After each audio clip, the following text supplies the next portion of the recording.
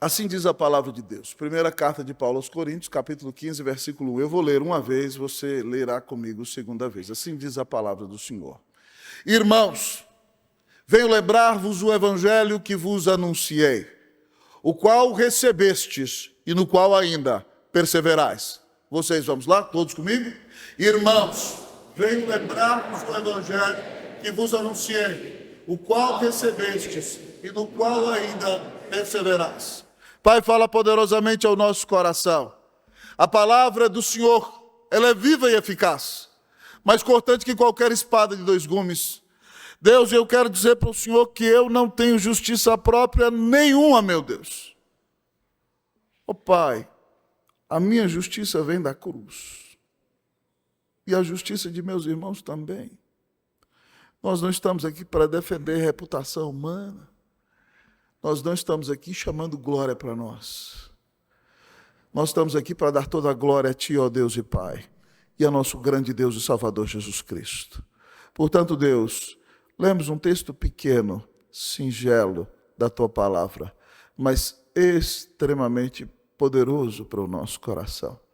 Pai, que o Senhor nos relembre do Teu Evangelho, que vai ser anunciado nessa manhã.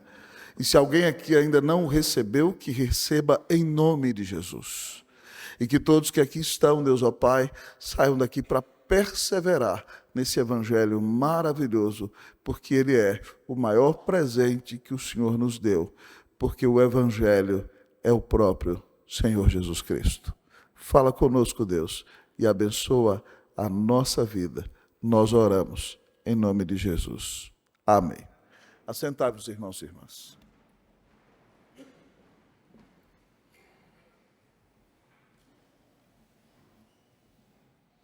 Pastor, o que é o Evangelho? O Evangelho é ir à igreja todo domingo, né?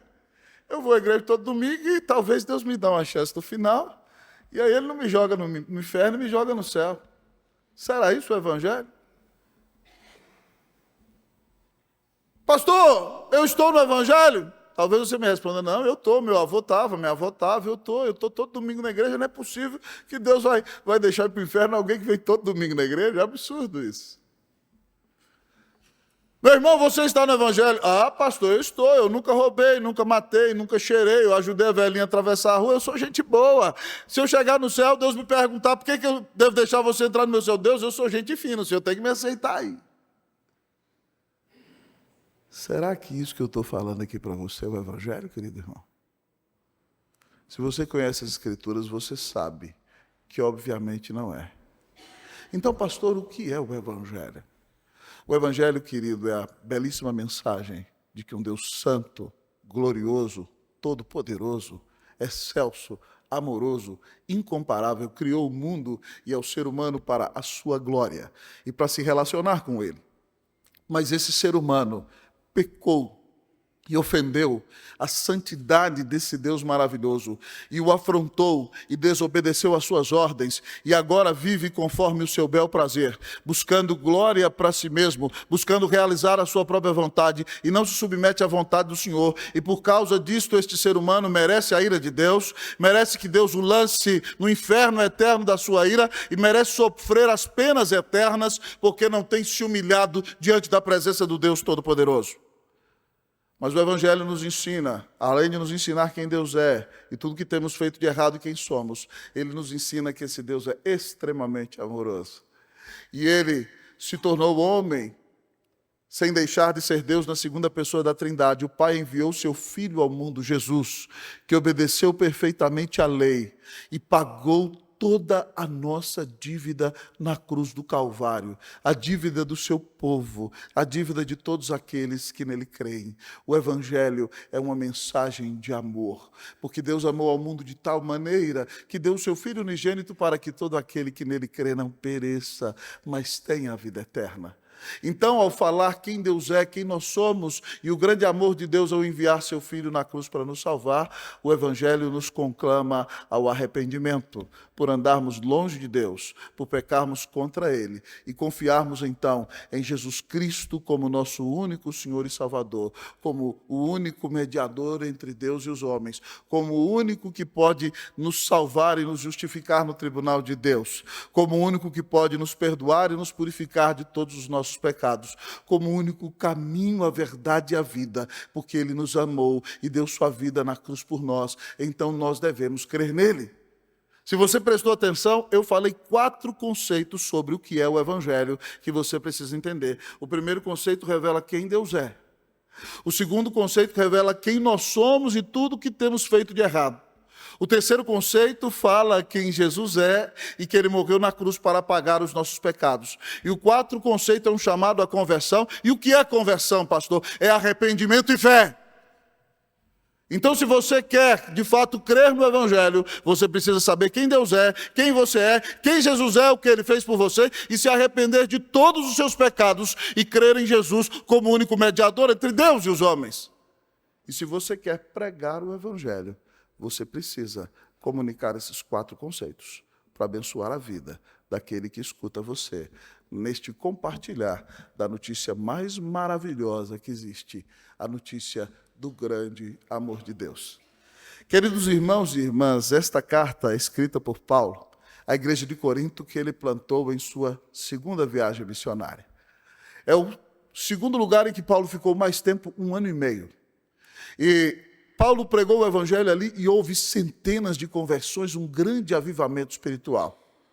Mas a cidade de Corinto é uma cidade muito promíscua. Ela é uma cidade marítima, é uma cidade extremamente comercial.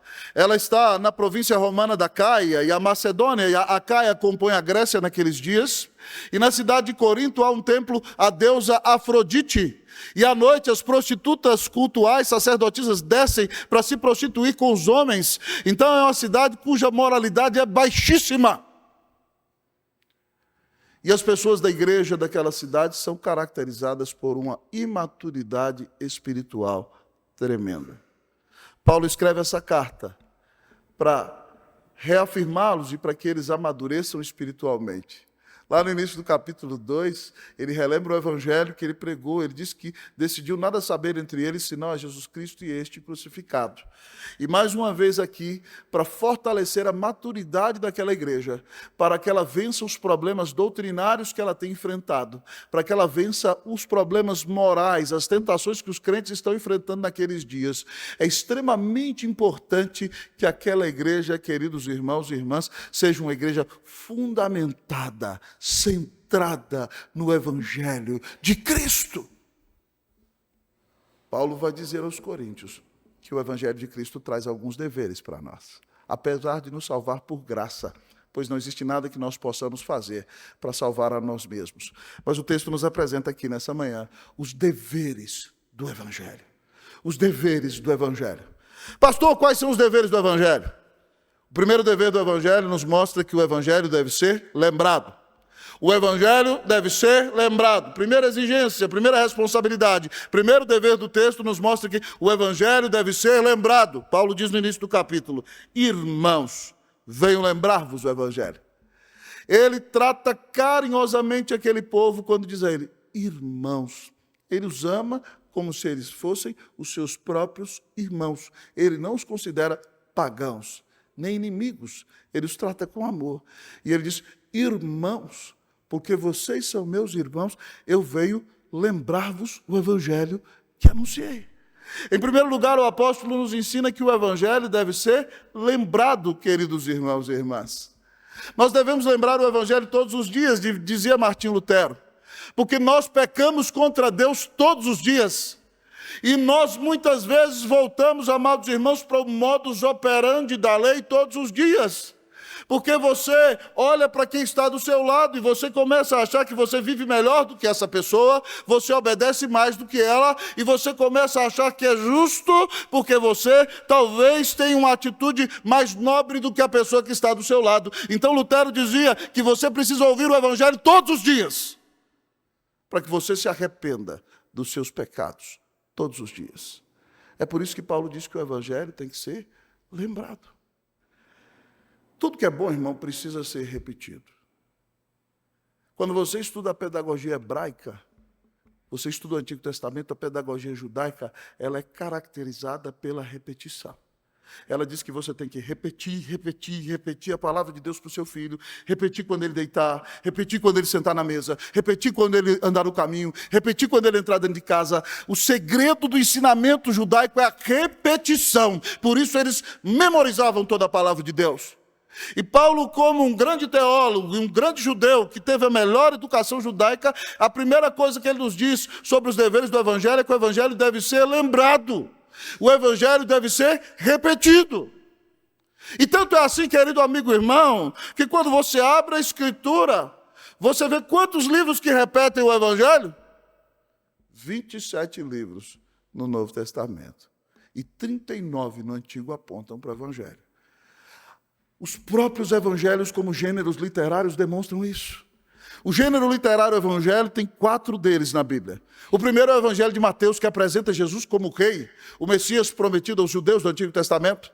O segundo é Marcos, que apresenta Jesus como servo humilde, para afrontar a soberba e o orgulho dos romanos. Marcos escreve para os romanos.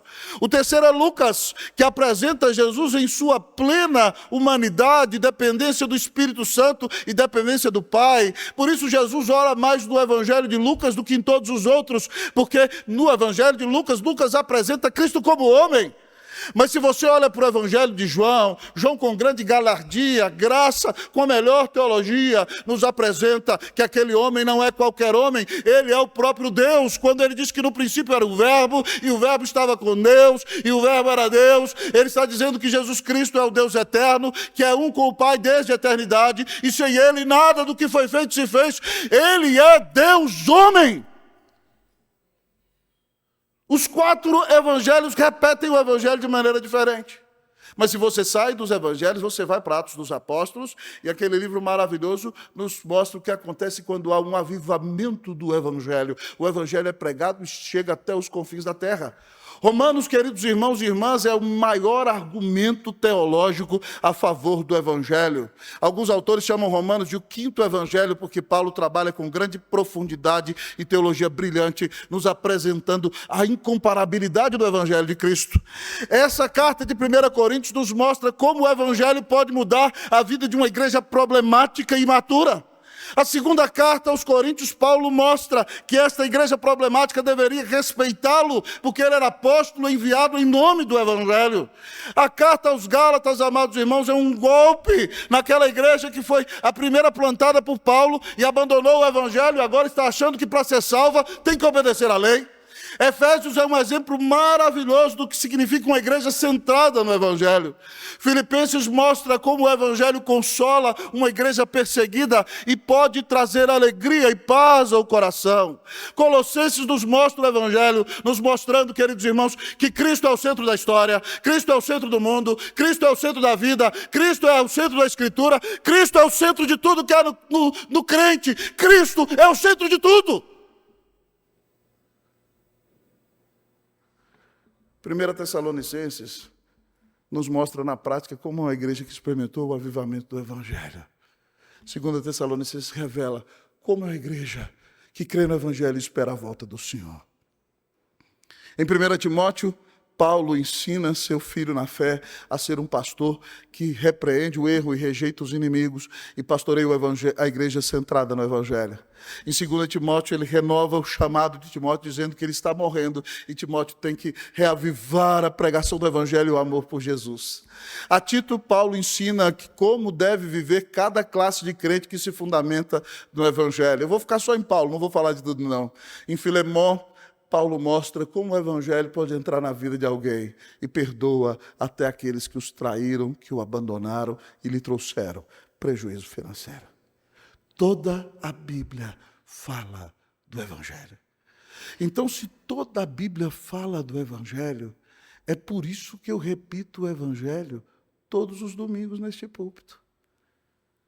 É muita soberba eu pensar que se eu venho à igreja e o pastor prega um sermão centrado no evangelho, eu digo, eu não preciso ouvir isso aí, porque isso aí eu já sei.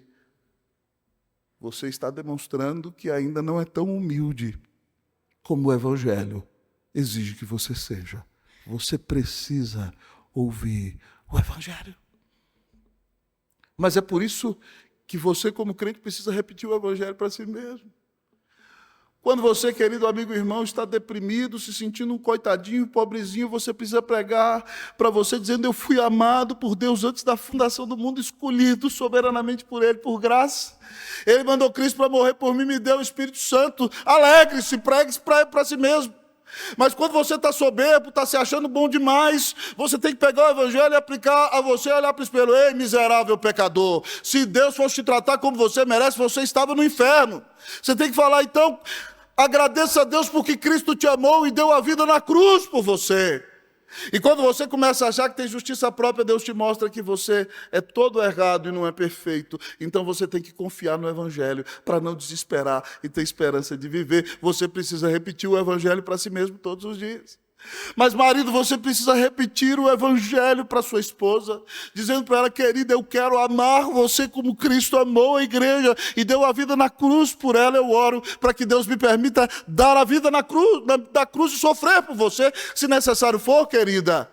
Mas, minha irmã, você tem que também compartilhar o Evangelho com seu marido, dizendo: querido, porque Cristo me salvou, eu vivo para servi-lo e eu vou ser uma bênção na sua vida e nesse lar. Pais, juntos vocês precisam compartilhar o Evangelho com os filhos de vocês, dizendo para eles que eles são pecadores e que, se eles querem ser perdoados, se eles querem andar com Deus, eles precisam crer em Jesus e entregar a vidinha deles para o Senhor desde a sua mais tenra idade.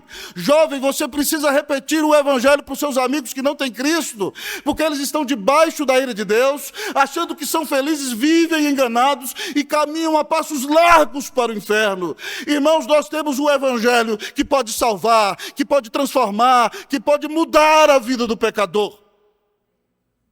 Será que nós, por sermos politicamente corretos, temos aberto mão de anunciar esse Evangelho maravilhoso?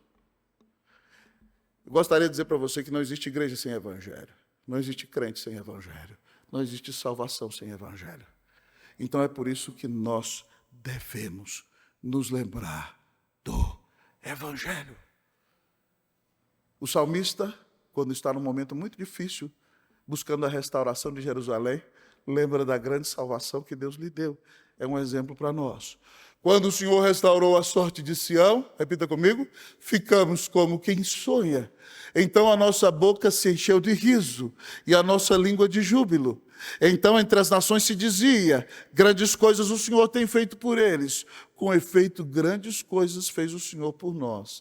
Por isso estamos alegres. Se você quer ter a sua vida cheia de alegria, se você quer voltar a sorrir, se você quer voltar a sonhar, se você quer dar um bom testemunho para a glória de Deus, lembre-se do Evangelho. O primeiro dever do Evangelho é lembrarmos do Evangelho. Que você nunca se esqueça do Evangelho, mas que você se lembre do Evangelho, do Deus que te amou e deu a vida do seu Filho para morrer na cruz e pagar os teus pecados. Primeiro dever do Evangelho é: lembre-se do Evangelho. Você tem se lembrado do Evangelho?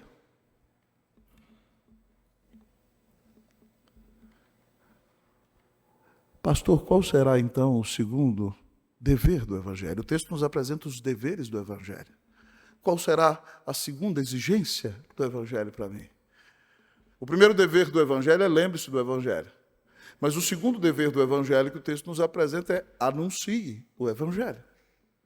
O primeiro dever é: lembre-se do Evangelho. O segundo qual é? Vamos lá? Anuncie o Evangelho. Paulo diz: irmãos, venho lembrar-vos o Evangelho que vos... Vão ler comigo até anunciei, vamos lá? Irmãos, venho lembrar-vos o Evangelho que vos anunciei.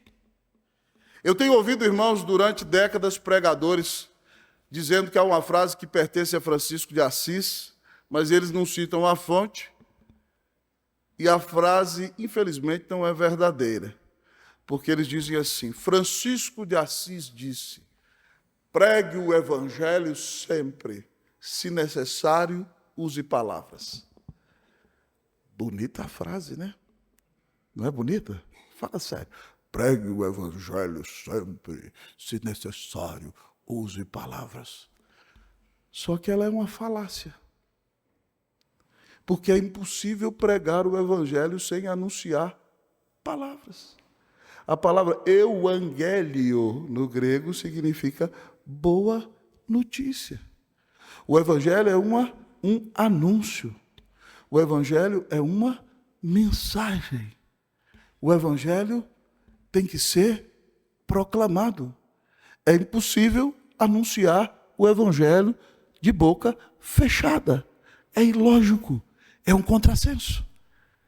Então, imagine se Paulo chegasse ali em Corinto e dissesse: vou pregar o evangelho sempre. Se necessário, vou usar palavras.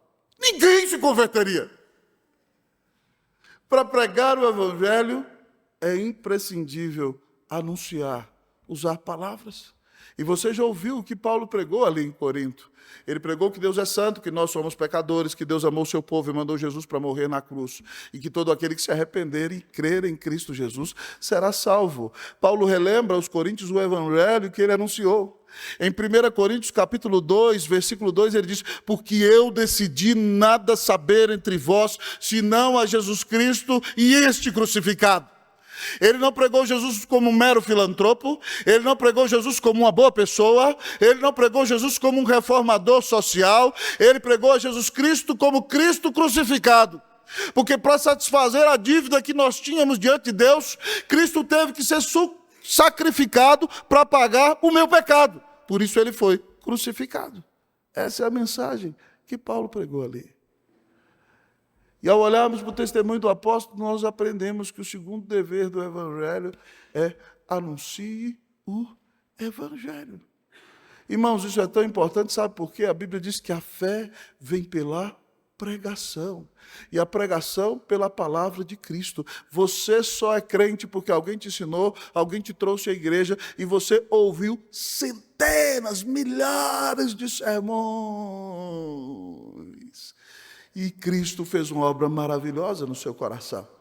Talvez você me pergunte, eu ouvi certa vez de um homem que depois de 40 anos de igreja, ele diz assim: eu cheguei à conclusão que eu não preciso ir mais à igreja, porque eu estou há 40 anos na igreja e eu, por exemplo, não me lembro dos sermões que eu ouvi há 30 anos atrás. Então eu vou parar de ir à igreja. Ele foi falar para o pastor. Aí o pastor falou para ele: é interessante, eu gostaria de dizer para você que eu fui sustentado por minha família, e depois agora casado, por mais de 40 anos. E há 30 anos eu não me lembro qual foi a refeição que a minha mamãe fez dentro de casa. Mas eu gostaria de dizer para você que aquela refeição me nutriu e me alimentou. E por causa dela, eu cheguei até aqui. O evangelho precisa ser repetido para nutrir você. E por isso ele é anunciado para fortalecer a sua fé. Irmão, o anúncio do evangelho é tão poderoso que Deus manda Ezequiel anunciar o evangelho lá no capítulo 37 de sua profecia para um vale de ossos secos. Se você estivesse lá, você diria: como que eu vou pregar num cemitério a céu aberto? Mas Deus manda Ezequiel falar para os ossos: ossos secos, ouvi a palavra do Senhor. Eis que farei entrar o Espírito em vós e vivereis. Eis que farei crescer carne sobre vós, farei crescer tendões sobre vós, porém em vós pele, colocarei em vós o meu espírito e vivereis e sabereis que eu sou o Senhor. Ezequiel obedeceu, ele diz: preguei, profetizei como me for ordenado. E você vê ossos se movendo, e ele diz: e eu ouvi um ruído, um barulho de ossos que batiam contra ossos, e de repente se formaram os esqueletos, e cresceram os órgãos, as carnes, as veias, os tendões. E depois Deus mandou Ezequiel clamar ao Espírito para que soprasse sobre aqueles mortos, e Ezequiel clamou: profetiza. E Deus diz: profetiza o Espírito. E ele diz: vem dos quatro ventos ao Espírito e assopra sobre estes mortos para que vivam. Ele diz: profetizei como ele me ordenara, e o Espírito entrou neles, e se puseram em pé um exército sobremodo numeroso. O vale da decepção se tornou o vale da esperança, o vale da depressão se tornou o vale do renovo, o vale da tristeza se tornou o vale da alegria, o vale da morte se tornou o vale da benção. Quando Ezequiel pregou o evangelho e o Espírito Santo entrou naqueles mortos. E é isso que nós fazemos todo domingo, querido. O homem chega aqui perdido sem Deus, morto em seu delito e pecado, e o Senhor disse: prega para esse morto, o Senhor vai te ressuscitar. E nós pregamos e o Espírito Santo entra no pecador, e ele então se levanta como uma nova criatura. e ele é transformado pelo Evangelho de Jesus. Nós pregamos o Evangelho porque só a mensagem do Evangelho tem poder para salvar. Há muitos amigos seus que estão longe de Deus. Eles estão literalmente debaixo da ira de Deus. Eles estão fazendo tudo o que a palavra de Deus condena. E a Bíblia diz que eles estão debaixo da ira de Deus, estão se pervertendo a si mesmos e caminham a passos largos para o inferno. Você tem o Evangelho que pode salvá-los. Você tem anunciado a eles o Evangelho. Você tem falado para eles dessa salvação maravilhosa. Você os tem conclamado a se arrependerem de seus pecados e crerem em Cristo Jesus como seu único Senhor e Salvador. Nessa manhã, Deus quer desafiar, irmão, a esta igreja a anunciar o Evangelho. Esse não é monopólio do pastor. O chamado do pastor é pregar a palavra com fidelidade e anunciar o Evangelho para animar você todos os domingos. Mas você tem o chamado de pregar o Evangelho a toda criatura. Pasme comigo, eu não consigo ir lá naquela universidade onde você leciona. Eu não posso entrar lá na repartição pública onde você trabalha. Eu não posso ir na escola onde você estuda, nem na universidade que você frequenta, jovem. Eu não posso, minha irmã, estar lá no hospital em que você é enfermeira ou onde você é médico, querido. Eu não tenho acesso aos seus funcionários, caso você seja empresário, e nem aos seus patrões, caso você seja empregado. Então, querido, você é o representante de Deus ali. E essas pessoas que estão ao seu lado precisam da graça de Deus. E Deus te colocou perto delas para dizer a elas que Deus amou ao mundo de tal maneira que deu seu Filho unigênito para que todo aquele que nele crê não pereça, mas tenha a vida eterna. Você tem anunciado o Evangelho. No dia final, quando o Senhor for julgar os seus amigos, e Ele for perguntar a Ele, vai dizer, eu estou condenando vocês porque vocês não creram em mim. Eles vão dizer, eu não sabia de nada. A Maria não falou para mim. O José não falou para mim. A Francisca não falou para mim. É claro que você não perde salvação porque é por graça. Mas eu não sei onde você vai enfiar a cara quando isso acontecer. Se você ama os seus amigos, se você ama os seus familiares, você tem que apresentar o Evangelho para eles. Porque só Jesus pode salvá-los. Só Jesus pode transformar a vida deles. Que nesse fim de ano, nessa época de Natal, você se comprometa a anunciar o Evangelho. A igreja está oferecendo cada dia, por exemplo. Pega o cada dia, bota em cada apartamento do prédio. Fale de Jesus para os seus amigos. Faça um culto na sua casa. Reúna os seus amigos não crentes. Chame um dos pastores para pregar. Ou então pregue você mesmo. Esse mesmo sermão que eu estou pregando aqui, você pode pregar. Mas que Deus use a sua vida para anunciar que a salvação está somente em Cristo Jesus. Qual é o segundo dever do Evangelho? Querido, o Evangelho deve ser anunciado. Que Deus te use para pregar o Evangelho aos seus amigos. Que Deus te dê a bênção de ver salvação no meio da sua família, no meio dos seus amigos, em nome de Jesus. Amém. Pastor, qual é o próximo dever do Evangelho? O texto nos apresenta os deveres do Evangelho. Em primeiro lugar, o texto nos diz que o Evangelho deve ser lembrado. Em segundo lugar, o Evangelho deve ser anunciado. Mas em terceiro lugar, o apóstolo nos diz que o Evangelho deve ser recebido. Qual é o terceiro dever do Evangelho? O Evangelho deve ser recebido. Olhemos para o versículo. Você vai ler comigo até recebestes. Vamos lá? Irmãos,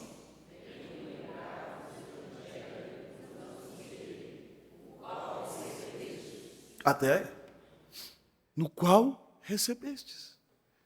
O texto vem nos dizer, amados irmãos, que o Evangelho deve ser recebido. O Evangelho deve ser saudado. O Evangelho deve receber a melhor de todas as boas-vindas. Quando alguém importante vem na sua casa, você prepara aquele jantar. Você coloca a melhor toalha sobre a mesa. Você usa a louça que estava escondida há muito tempo. Você pega os pratos novos e os copos mais bonitos que você tem de cristal. E você recebe aquela pessoa com honra. Paulo está dizendo, irmãos, que nós temos que receber desta maneira o Evangelho. E pasme comigo, o Evangelho não é só uma boa notícia, o Evangelho é uma pessoa. O nome dessa pessoa é Jesus. Então Paulo está dizendo que eles receberam o Evangelho. Receber o Evangelho é receber a Cristo. Então, querido, o Evangelho deve ser muito bem recebido. Nós devemos escancarar as portas para Ele. Nós devemos saudá-lo com grande reverência. Nós devemos dar a Ele a maior das boas-vindas. Temos que recebê-los como os melhores hospitaleiros da terra, porque o Evangelho é nosso próprio Senhor Jesus Cristo. Em João capítulo 1, querido amigo e irmão, versículo de número 11, o texto diz que ele veio para os seus, mas os seus não o receberam. Mas a todos quantos o receberam, deu-lhes o poder de serem feitos filhos de Deus, a saber, os que creem no seu nome. Jesus veio para os judeus do seu povo. O seu povo não o recebeu. Mas ele diz que todos aqueles que o recebem no seu coração como seu único Senhor e Salvador, mas a todos quantos o receberam, deu-lhes o poder de se tornarem filhos de Deus. Quem recebe a Jesus é adotado como filho de Deus. E quem recebe a Jesus é aquele que crê no nome de Jesus. É por isso que Paulo, irmãos, lá em 1 Coríntios 10, 9 e 10, ele diz que é extremamente importante crermos com o coração na ressurreição dos mortos e com nossos lábios confessarmos com nossa boca a nossa fé em Cristo Jesus. Porque ele diz que se nós cremos com o coração que Deus ressuscitou a Jesus dentre os mortos e com nossa boca nós confessamos a respeito da salvação, nós seremos salvos. Irmãos, esse vosso pequenino pastor já tem uma estrada. E há muito, muito tempo atrás eu pastoreava numa outra latitude. E chegou à igreja em que eu pastoreava uma família muito preciosa, extremamente sedenta de Deus. E nós começamos a conversar com eles. E depois de um tempo, aquela família me recebeu em sua casa. E na porta da sua casa havia um ídolo oriental, feio, da cabeça rapada, mais gordo do que eu. Né?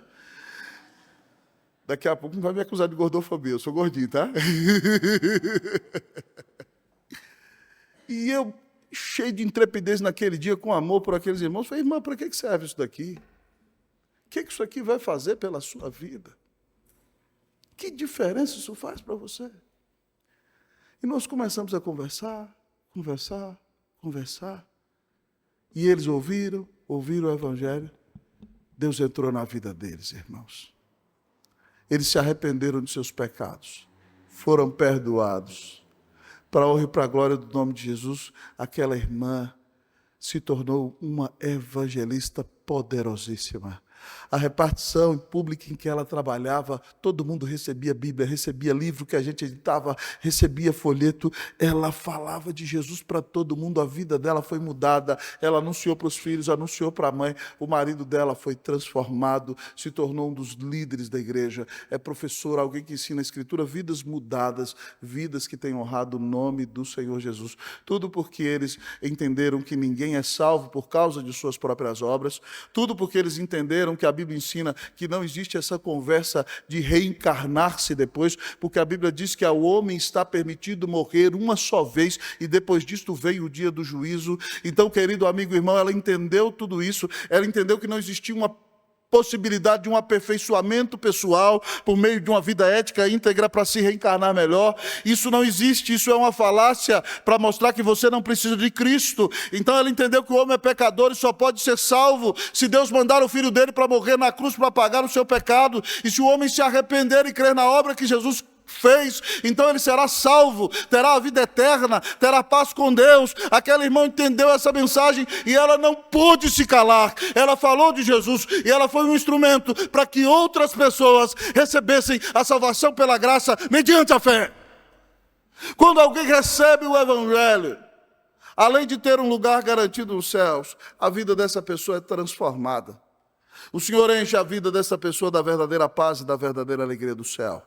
E ela se torna um instrumento útil nas mãos de Cristo Jesus. Eu quero lhe perguntar nessa manhã, você já recebeu o Evangelho? Amém? Não venha me dizer que você é presbiteriano de 20ª geração.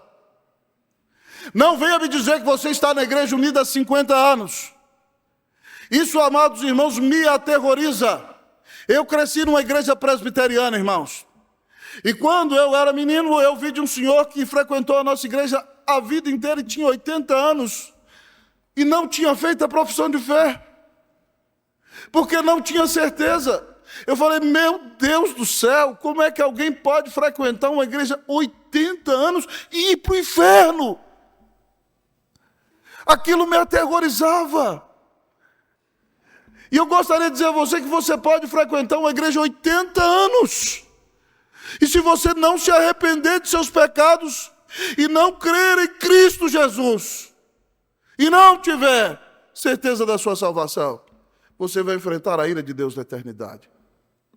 Então eu gostaria de convidar a você, não estou pregando só para quem é visitante, não, estou pregando para o membro da Igreja Unida. Nessa manhã, receba a Cristo Jesus. Algum dia desse atrás, aí tinha alguém me dando trabalho. Eu estava conversando com um dos meus pastores que viu, né? Eu falei, vou perguntar para essa pessoa se ela quer receber Jesus como Salvador. Os pastores, você vai ofender? Eu falei, não vou ofender não. Todos nós precisamos receber Jesus como Salvador.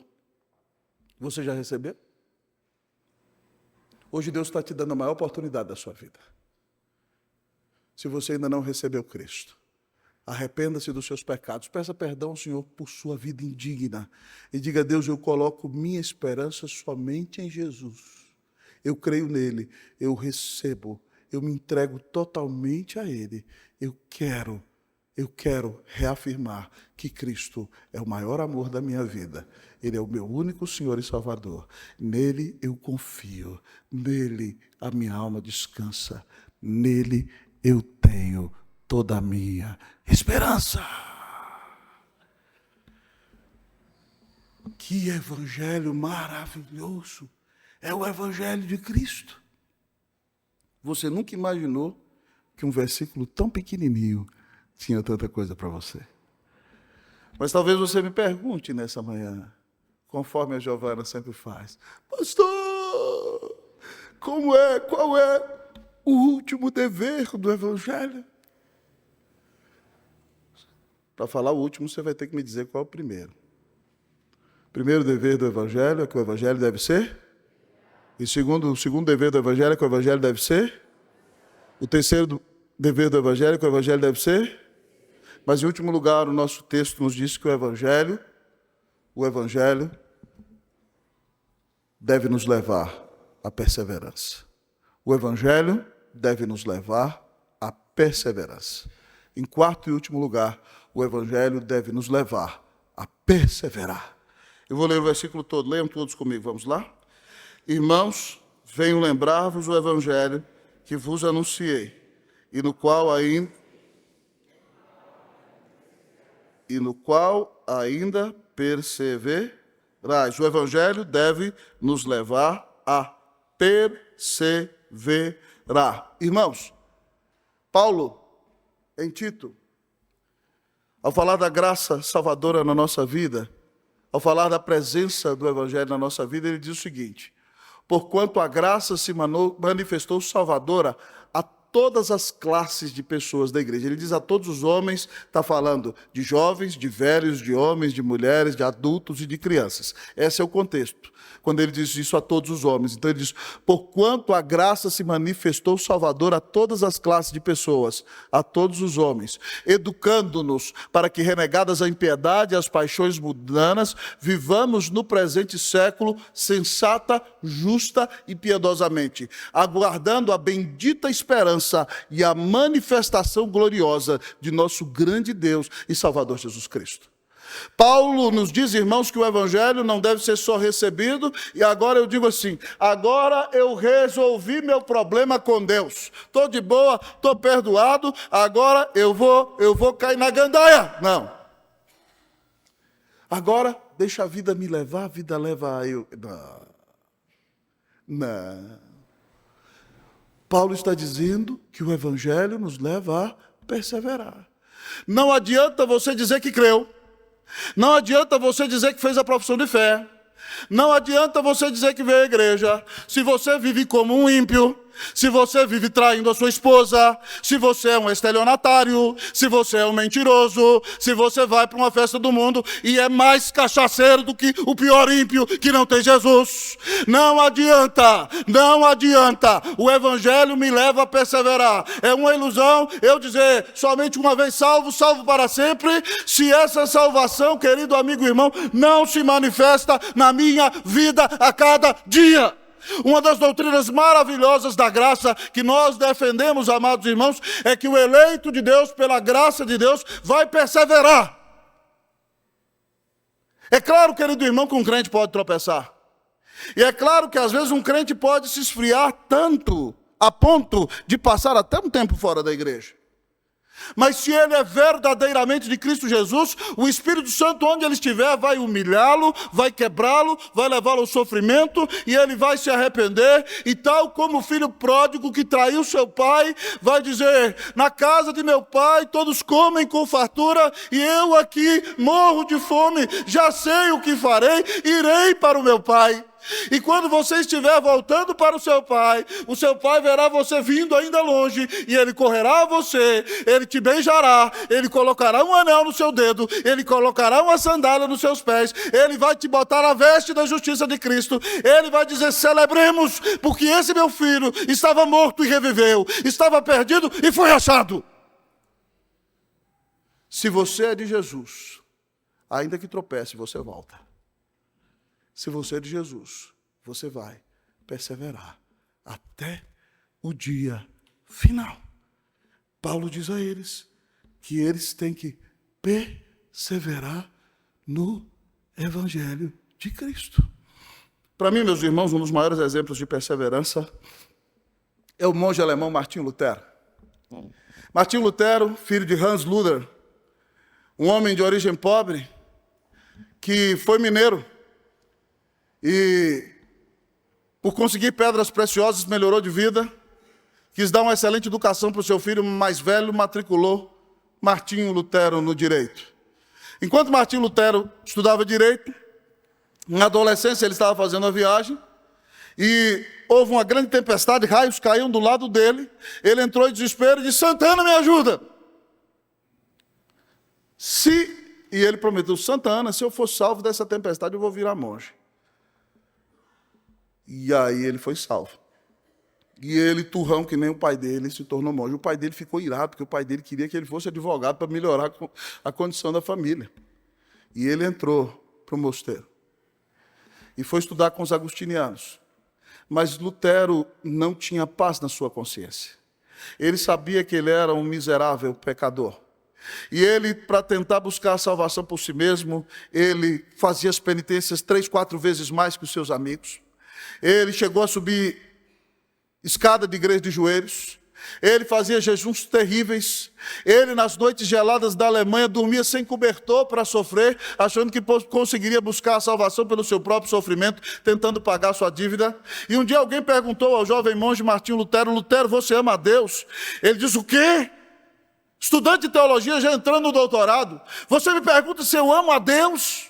Quando eu olho para Deus, eu vejo Deus como um juiz com a sua espada flamejante, a sua espada de fogo, pronto a me destruir por causa de todos os meus pecados. Você me pergunta se eu amo a Deus? Há momentos nos quais eu odeio a Deus. Porque eu não posso satisfazer a justiça dele. E tal foi o desespero daquele moço, que na igreja romana eles acreditam que a missa é o sacrifício de Cristo todo domingo, irmão. Nós não acreditamos nisso. A Bíblia diz que Cristo morreu de uma vez por todas. Mas quando eles estão oferecendo ali a hóstia, o cálice, eles acreditam que Jesus está sendo sacrificado ali. Essa é a teologia romana. E Lutero foi ministrar a Santa Ceia, depois de ordenado padre a primeira vez, e ele, com medo de estar segurando o corpo de Cristo, o sangue de Cristo, travou, derramou a ceia no chão, e o pai dele ficou tão irado: não presta nem para ser padre. Mas Lutero, irmãos, com a sua alma angustiada, foi enviado a Roma uma vez e viu toda a idolatria que existia em Roma. E quanto jogo com dinheiro havia com a fé das pessoas, ele voltou frustrado de Roma. E ele, então, guiado por Staupitz, estudava no mosteiro agostiniano. Agostinho foi um dos grandes pregadores da história do Evangelho. E Lutero começou a estudar a palavra para expor a Escritura na igreja de Wittenberg. E ele leu Romanos 1, 16 e 17, que diz: porque não me envergonho do Evangelho, porque é o poder de Deus para a salvação de todo aquele que crê, primeiro do judeu e também do grego, visto que a justiça de Deus se revela no Evangelho de fé em fé, como está escrito, o justo viverá pela fé. E quando Lutero leu aquele texto, ele diz que foi como se o sol brilhasse diante dos seus próprios olhos. Ele disse que a vida de Deus inundou a sua alma. E ele disse que foi como se ele fosse entrado no céu naquele momento. E fosse introduzido no jardim. Porque ele entendeu que nós não somos salvos por causa do que nós fazemos. Mas nós recebemos a justiça de Deus quando cremos naquilo que Cristo fez. Ele diz, visto que a justiça de Deus se revela de fé em fé. É quando você crê na obra de Jesus, que Deus bate o martelo no tribunal dele e diz, eu te declaro justo pela fé no meu Filho Jesus Cristo. Então Lutero entendeu que ele não precisava fazer nada para ser salvo. Foi por causa do que Cristo fez. Quando o homem crê em Cristo, Deus considera a obra de Cristo sobre o pecador e Deus o declara justo. E Lutero disse que foi como se uma carga tivesse caído dos seus ombros. Ele pregou as suas teses, ele pregou o Evangelho, o Papa o excomungou, ele foi tremendamente perseguido, mas até o final da sua vida, aquele monge, querido amigo e irmão, enfrentando grandes batalhas, enfrentando o tribunal do imperador, ele não abriu mão. No ano de 1521, depois de o Papa já ter feito a bula de excomunhão dele, Lutero queimou a bula de excomunhão lá na cidade de Wittenberg. Lutero escreveu sobre a nobreza cristã da igreja alemã, dizendo que a igreja alemã não tinha que mandar dinheiro para Roma para construir a Capela Sistina. Lutero pregou, queridos irmãos, sobre a centralidade do Evangelho e a salvação em Jesus. Quando Carlos V assume o Império Romano, Carlos V era rei espanhol, e então ele foi eleito pelos príncipes da Alemanha como imperador do Sacro Império Romano Germânico. A primeira coisa que ele faz é convocar o Tribunal Imperial para o mês de abril de 1521, na cidade de Worms. E a primeira coisa que ele quer fazer é julgar Lutero.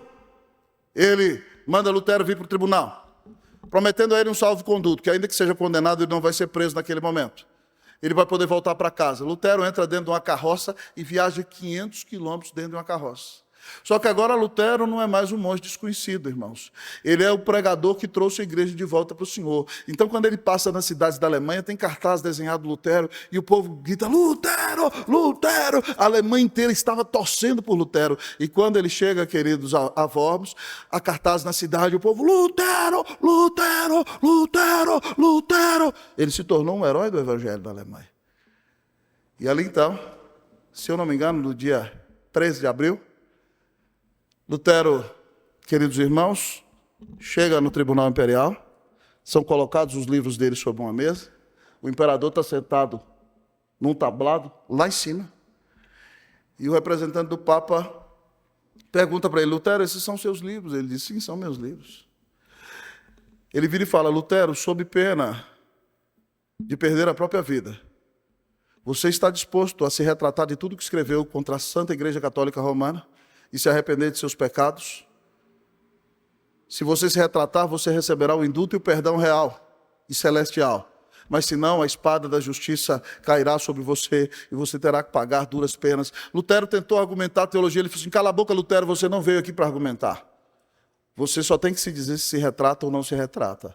Lutero olhou para o imperador, olhou para o anúncio do Papa, tremeu de medo. Ele está diante das duas maiores instituições do mundo. O Império Romano Germânico, o maior reino do mundo. E o Papa, que mandava em toda a Europa na época. Ele falou assim, me dá um dia para pensar. E foi para uma cela de monge. E ele conta que aquela noite foi uma batalha espiritual terrível. Como se Satanás lhe dissesse, só nega que você está errado. Nega, continua a viver, volta para Wittenberg e prega o que você quer. Para que você vai enfrentar a ira desses sujeitos? E ele disse que orava e lutava e não conseguiu dormir enfrentando o inimigo aquela noite. Mas no outro dia de manhã, o julgamento recomeça às 9 da manhã. E agora Lutero, cheio do Espírito Santo e de coragem, pergunta para ele: Lutero, esses livros são seus? Ele diz: sim, são meus. Você se retrata de tudo aquilo que escreveu? Ele disse: eu não posso negar, em toda a história da igreja, que concílios humanos erraram, papas erraram. Eu não posso ir contrário à minha consciência. A minha consciência está cativa às sagradas Escrituras. Só a Bíblia não erra, só a Bíblia não falha, só a Bíblia é a palavra de Deus. Portanto, eu não me retrato e não me retratarei, porque não é bom atuar contra a consciência.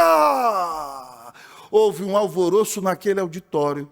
Lutero foi tirado dali rapidamente, entrou na sua carroça para voltar para Wittenberg. O príncipe Frederico o sequestrou para que ele não fosse preso. E ele, em alguns meses preso, traduziu, queridos irmãos e irmãs, em 3 meses o Novo Testamento para o alemão, para o povo entender Deus falando em seu idioma. Em outros poucos meses ele traduziu o Antigo Testamento.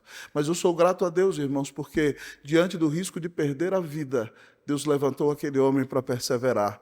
E hoje, mais de 500 anos depois, nós estamos aqui na cidade de São Paulo, pregando o Evangelho para você, porque Deus levantou um homem para perseverar contra toda a tirania humana e pregar com fidelidade a palavra de Deus. Eu e você precisamos perseverar no Evangelho. Esses dias são maus. A igreja tem sido questionada. A igreja tem sido acuada, a igreja tem sido perseguida. A nação vive dias de crise, queridos irmãos. Tudo aquilo que foram valores da sociedade que vieram do cristianismo. E os loucos deste mundo não entendem que o Ocidente só teve alguma prosperidade porque ele foi fundamentado na civilização judaico-cristã. Há uma tentativa de destruir tudo isso. Mas nós vamos continuar centrados no Evangelho. E ainda que nos persigam, e ainda que nos botem na cadeia, e ainda que nos afrontem, nós não vamos abrir mão de perseverar no Evangelho, porque nós sabemos quem nos amou, que o nosso Cristo deu a vida na cruz para nos salvar. Nós reconhecemos que Ele desceu da glória e pagou com sua vida, que Ele nos ama profundamente e que das mãos dEle nunca ninguém jamais poderá nos arrebatar. Portanto, irmão, persevere no Evangelho. Não se desvie nem para a direita nem para a esquerda. Não dê ouvidos a Satanás. Não olhe para a conduta de homens. Olhe para Cristo e fique firme, porque você sabe que no dia em que você cruzar os portões desta vida, o Rei te receberá e dirá a você: seja bem-vindo, bendito do meu Pai, para as moradas eternas que eu preparei para você. A melhor coisa que nós ouviremos: muito bem, servo bom e fiel. Foste fiel no pouco, sobre o muito eu te colocarei. Irmão, eu não estou atrás de elogio de homens. Eu sei que eu vou ver o meu rei. Eu verei face a face. Eu passarei toda a eternidade com ele. Eu quero perseverar no Evangelho, porque Jesus é tudo que eu tenho. Ele é o maior amor da minha vida. Sem Ele, eu nada sou. Que Deus me dê a bênção e dê a você a bênção de perseverar no Evangelho todos os dias da sua vida. Ao final dessa mensagem, eu quero lhe perguntar: esses deveres, essas exigências do Evangelho estão presentes em sua vida? Você tem se lembrado do Evangelho todos os dias, mais de uma vez por dia? Você tem relembrado a sua família do Evangelho? Você tem anunciado o Evangelho para os seus amigos que ainda não têm Jesus? Você já recebeu o Evangelho em seu coração? Você está perseverando firme nas promessas de Jesus? Que o Evangelho seja o centro da sua vida, que o Evangelho seja o centro da sua família, que o Evangelho seja o centro de tudo que você faz, porque nunca ninguém amou você como Jesus te ama. Ele deu a vida na cruz para te salvar, Ele te perdoa de todos os seus pecados, Ele te dá a vida eterna, Ele te dá a paz com Deus, Ele traz o Espírito Santo para o seu coração, Ele quer mudar totalmente a sua vida. Que Deus nos leve a ficar firmes no Evangelho todos os dias da nossa vida. Em nome de Jesus, para a glória de Jesus. Amém. Permaneça firme no Evangelho. Que Deus te abençoe em nome de Jesus. Amém.